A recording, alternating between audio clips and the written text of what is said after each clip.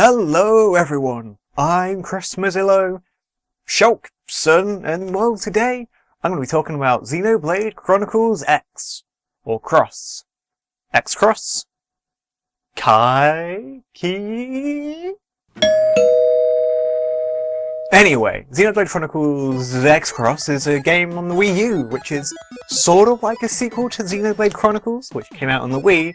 You may not know that because only about 10 were actually published outside of Japan, despite this massive campaign, and now the game costs, well, a fortune to make, or buy at least. I say it's sort of a sequel to this one, as far as I know, there's nothing story-wise that connects the two other than gameplay, and the occasional Monado here and there. However, the story of this game is, well, kind of interesting. Story-wise, on the other hand, well, about a few years ago, two alien factions from fucking out of space suddenly decided to start having a bit of a war together. However, the place they chose for this war was, yep, you guessed it, Earth, airspace, space. And this, long story short, led to the Earth literally exploding. I know, Mondays, right? But fear not, humanity isn't completely doomed, as humanity managed to somehow form these arc ships, which sent off into space in an attempt to, well, you know, classic siege ship nonsense, you know how it is. However, obviously, many of these ships got fucking blown up because they were going through a war zone. And we follow the tale of one of these ships called the White Whale, in which in this case, humanity stumbled across a planet called Mira, and while it was just going on its merry way, going like everything was ship-shape, suddenly the aliens appeared again and fucking shot us out of the space sky. So we crash landed onto this planet known as Mira, where we now join you, the protagonist, who has no name, face, personality, or really impact on the story, sort of, as they wake up in the pod on the planet with convenient amnesia to act as the avatar character, quite literally, as you run around Mira trying to help humanity survive or something. Vague story conversations aside, it's actually really good. I loved this game. Somewhat. Again, I know, I keep talking vague, somewhat terms, but let's be honest here, it's a jRPG. It's big, it's hard to, tell everyone how good it's gonna be, because it's fucking massive. Let's start off with the world, shall we? The world is massive. You may have seen a few videos here and there, which I'll, right now on the screen, if I remember, in which shows that really the world is larger than, Fallout 4, The Witcher, another game which has a large world map which can't come to mind right now. They're massive. It's ridiculously large. And to be honest, it's great. You get this massive feeling that you're on this actual planet where you've got wildlife going around, and it's not all just conveniently level gated. It's like the stuff closest to the base is all level 10, and then the stuff far away is all level 50. No, in this case, you walk out your front door and these fucking giant dinosaurs, which are level 50, level 70, just higher than the maximum level you can reach, and you're like, well, fucking shit, mate. I'm not going to be able to beat those up. Look at them. They're giant. And it's wonderful. You get this sense of an actual ecosystem forming where you get these giant dinosaurs which are just roaming around and drinking water. And it looks beautiful. You get these massive leviathans flying through the air, and you can only think shit, how am I going to fight them? They're in the air. I'm on the fucking ground, mate. But we'll get to that later. Sure, each zone is sort of, you got the forest level, the plains level, the sort of icy level, the fire level, and the green level. But they all kind of merge together fairly seamlessly, and they all have their kind of unique, different settings and, geography, I guess is the best way of describing it. Which leads to this expansive world that feels wonderful to walk through, as it's not all just the same in each area. You've got unique parts of each and every area, where even in Oblivia, which is the sort of desert zone, you've got desert plains, and you've got mountainous areas, and even mixed with lots of water, and a giant fucking hole that leads to Oblivion, hence the name, right? when it comes to monsters, yeah, as I was saying, like, some of them are aggroed towards you, even the really high level ones, so you get this true sense of you're an intruder upon this other world. So as you're walking through these plains and whatever, trying to do your quests, you would actually be wary of the indigenous life forms, which are so talked up in the story and the general setting of, holy shit, these things are killing us and they're dangerous. Which they are, because some of them will attack you, and you'll get fucked up. And then others are completely docile, and you feel really bad for when you just kind of run through and murder everything, because they weren't hurting anyone, they're just kind of minding their own business, getting along fine, and kind of living their own life on this planet which you don't belong on. Eventually the story kind of progresses from this standard settling in and will we be able to survive and sort of establishing the vitals for life into, well, war.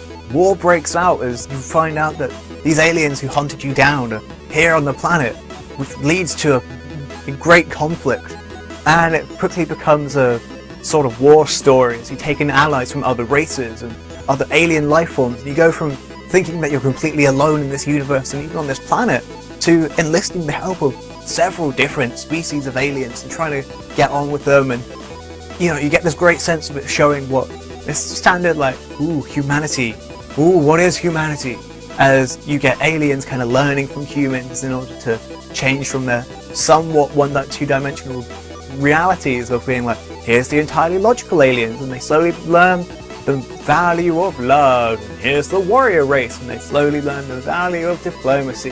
That sort of thing happens, but it's good. You can blitz through the story fairly quickly. I didn't, which is why I've got 120 hours and I've only just finished the game, but you can go through the story fairly quickly. There are a lot of side missions to do, and unlike Xenoblade Chronicles, the first one, sure, there are hundreds of these missions, but as the location doesn't progress all the time, you can do these as you wish in your own leisure time, so you don't get this sense of the story just grinding to a halt as you've got to do all the missions in this area before progressing on to the next one, because you don't want to backtrack. Some of these missions and story arcs are incredible. One of them that really stuck out with me was one where this guy enlists your help to sort of teach the other xenoforms how to, you know, get along in human society. So you get a few aliens along, send them to his class, and you find out his class is on top of a mountain. So you stop by to see how it's going, and oh wait, he's lining them up one by one and shooting them in the face. What? I mean, like, seriously, that is what happens. And then this, like, turns into this, like, long story arc of him trying to convince him that maybe not all aliens are shit evil cunts, and that maybe he is the shit evil cunt. And you get this great story that kind of, it's quite dark, really. And at the same time, you get other stories which are really quite stupid and fun.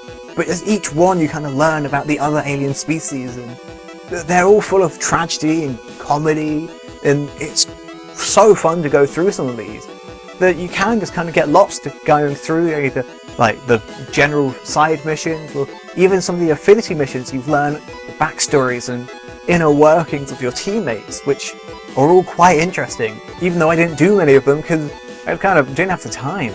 I saw some people talking shit about the story, saying how towards the end it gets a little weird, and I will agree it gets a little weird as you get the sense that it's progressing in a way that kind of shows how, like, ooh, humans, aren't they so industrious and inventory in how they have this technology, what we're considered like primitive life forms in the eyes of these aliens who have lived in space for millennia, thousands of years, and yet here we are defeating them in battle, producing these complex machinery and advanced technologies, and it all kind of comes together to show the ingenuity of humanity, which it kind of goes into a bit.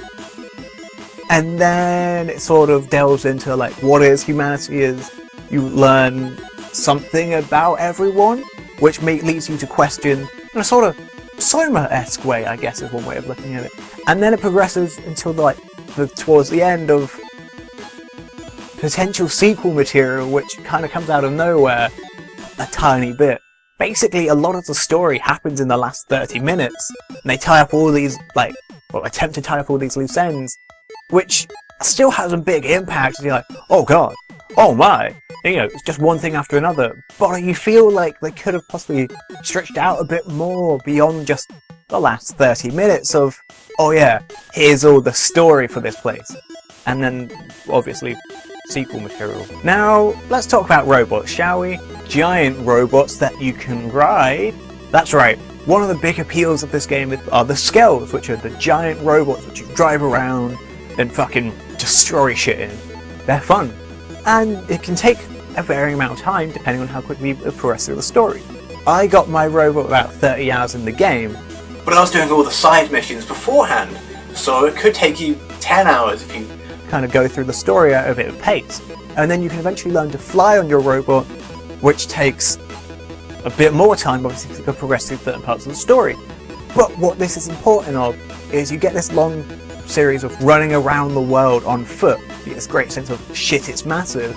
And when you get into a Skell for the first time, suddenly everything becomes easier, quicker. But it also like changes stuff up enough that you don't get bored of just running around on foot. As more or less as you're getting tired, boom, you get a Skell which reinvigorates you. And then as you're getting a bit tired of that, you suddenly learn to fly. And learning to fly was such an amazing feeling, just flying up as high as possible and observing this massive world. And it's incredible as you reach new heights and new areas that you didn't even think you could reach before, fighting flying monsters in the sky. I may have hit my microphone. And it's incredible, just you get this just beautiful. The game is incredible to look at. And you get lost in like tinkering with your robot, trying to like find which one looks cool. And to be honest, towards the end when I was doing a lot of side missions, that's what kept me, was getting enough money to buy a new robot and new equipment for it to make it look really cool, and designing their colours, or even getting armour and making characters look really interesting, as the armours as well are really fun looking.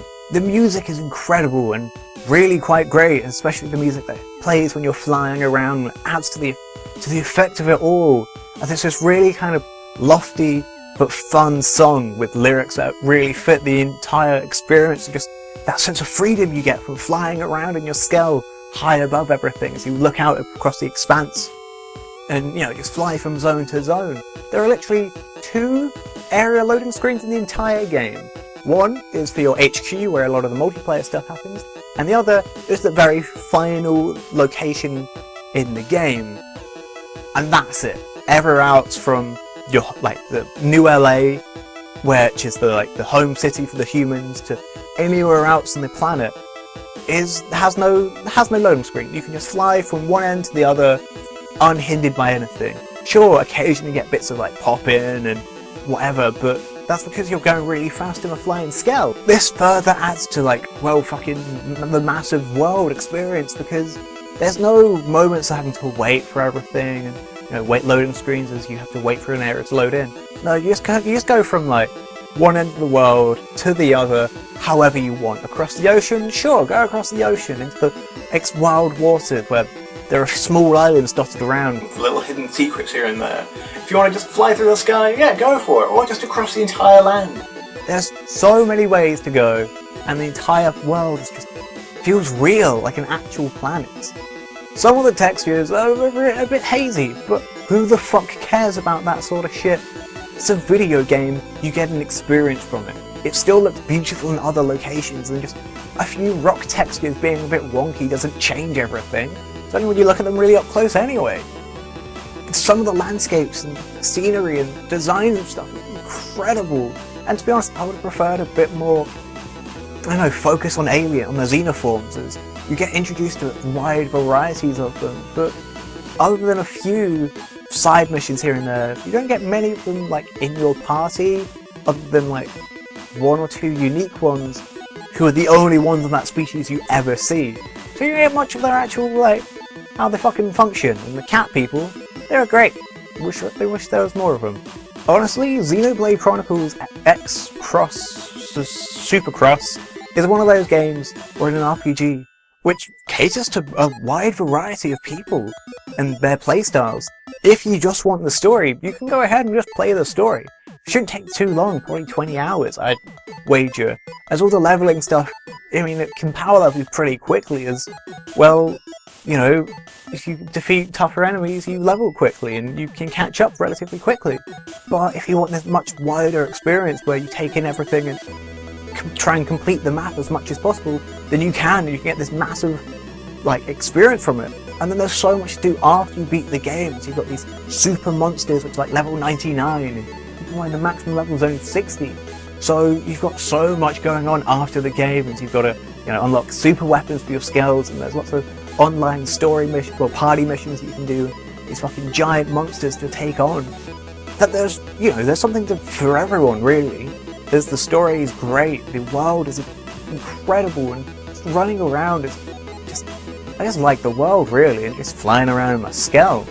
I'd really suggest playing it because like the combat's pretty fun and has this level of like, it can be really complex but also really simple. You can open up a menu and bear witness to fucking loads of figures, and it's a bit like opening into Dark Souls and having no clue what the fuck anything means, except for sadly in this instance there's no explanation for anything. It's just, yep, here's the stuff. You can't hover over individual like augments which will tell you what that does, because fuck if I know what some of this shit means. I mean, I can tell what like physical damage X1 means. Probably increases my physical damage, but some of the shit I have no clue what it means. It could have been helpful to have some of that, I guess.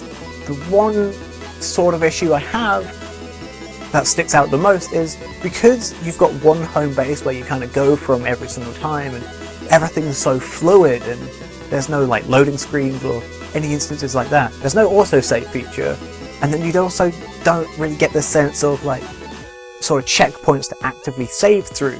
This led to me twice having my game crash and then losing about 2 hours of gameplay because I don't save that frequently, because there's never a point from where I feel like, well, that's a good bookend other than the end of chapters, which save anyway. I mean, it's a very small niggling thing. I mean, that's pretty much it, as well as the other one issue I have is when you get into your skill, you have limited like skill insurance, which means if it dies so many times and you fail on the QTE, then it almost becomes unusable, as you've got to pay for it to be used every now and again, and if it breaks then it's fucked, which can be fine and great. But at the same time, when you've got level 90 monsters which auto aggro onto you and just fucking roam around, and like you could be doing a quest and killing some level 30 stuff, suddenly this level 90 thing just walks in and just wrecks your entire team, and that can be a little annoying because suddenly you're down like 200,000 credits because your scale's been exploded.